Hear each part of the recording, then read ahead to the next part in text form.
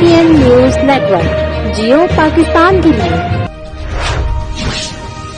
Town committee one के ताड़ा में टॉप टाइल का मंसूबा तेजी से जारी, मगर नालियों का गंदा पानी अवाम के घरों के सामने अपनी पूरी आब व ताब के साथ मौजूद। इसी हवाले से रिपोर्ट करेंगे वनी के ताड़र से हमारे GPN न्यूज के नुमाइंदे राजा अदील अब्बास। जी राजा अदील अब्बास, आगाह कीजिएगा, क्या अपडेट्स हैं आपके पास?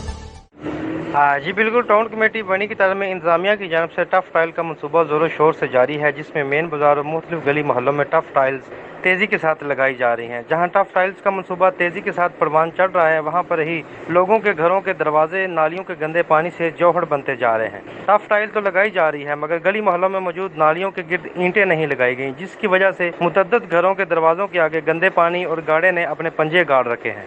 इंतजामिया से इस सारे मामले पर पुरजोर मुतालबा है कि इस मामले पर फिर फौर नोटिस लिया जाए और गरीब आवाम को इस गंदे और बदबूदार पानी से बचाया जाए।